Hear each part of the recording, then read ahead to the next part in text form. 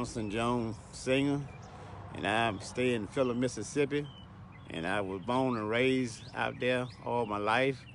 I've been in that house ever since I was born with my mom and my daddy, and we've been going through the flood. I know ever since '73, I was 13 years old, and we had to paddle in and out during that time.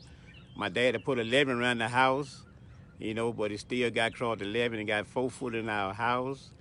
And we had to move out. And back when I was 19 years old, I had to paddle across the water when I was going to high school. And sometimes I'd be praying before I get from school at late, saying, Lord, let it be a boat cross, that way I won't have to walk across the water. But sometimes I have to walk across the water at night during that time. So we've been battling with this water for a long time. And when I growed up, I see what my dad and my mama went through. And I had 2 little kids, my wife, and I had to carry them through the boat too.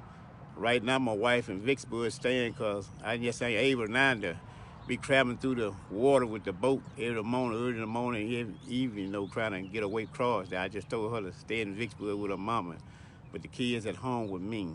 And I have been all the way to Washington, D.C., talking about the pumps, and I truly believe, like Peter say, at 87 feet, they can brought them pumps in.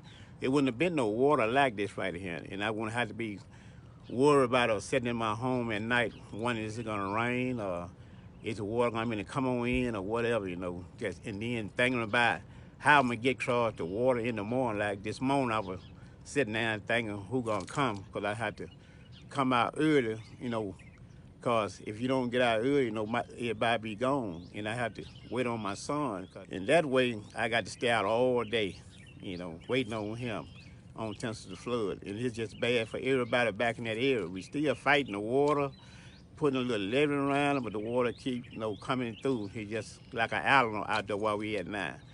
But with these pumps, we really need these pumps while it can really release. And one thing I can say about that water, it's not pressure. It either get the white and the black. And that's where we need these pumps, because it's affecting everybody. The one that's trying to get to work, got to close down 465, they got to come all the way around to go back to Rolling Fork, and through Rolling Fork, and then they got to go to Vicksburg to work.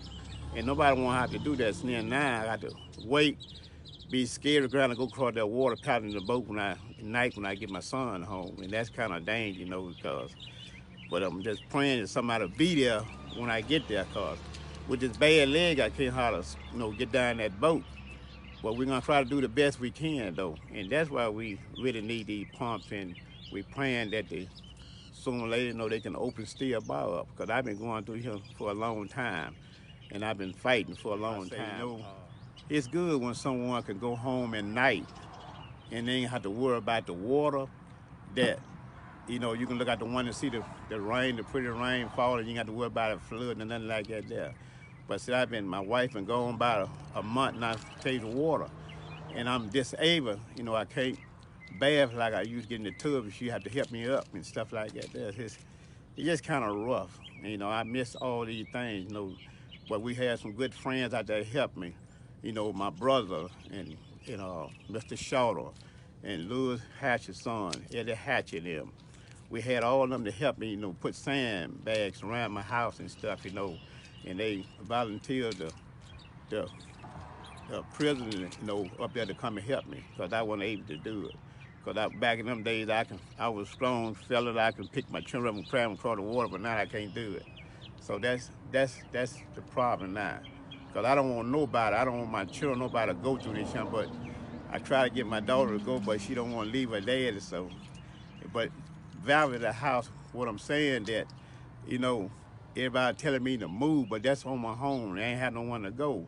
And see, when I know I got flood insurance, but back in them days, we still had flood insurance.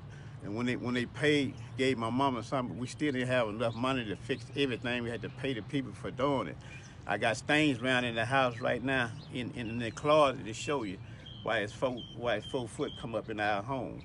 And that's why we're saying, though, because they're not going to give you everything to kind of fix it back. That's why I'm trying to save what I can now. fight long as I can until the water get in, and then I have to try to go somewhere. So that's just me. I'm just some strong. You have to be strong, you know, going through this because I done been through this, and you can see it on the picture, whatever. But with God help, we're gonna make it through this right here. And I want everybody, you know, be encouraged and stuff like that. There, you know, some people they'll say things, but they don't encourage you. But I like when people encourage you, say you hold it on. I was born and raised there, and I'm gonna, the Lord will, I'm gonna stay right there until I fight to the end. And I want my children, when I'm gone on, I want my children to fight and help someone too, you know, like that, you know, going through things. So that's what we got to do.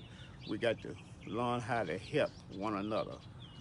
So that's about what I can tell you, cause like I say, it's up. The water all the way around, and just like an island, like my dad is, just bring remember back.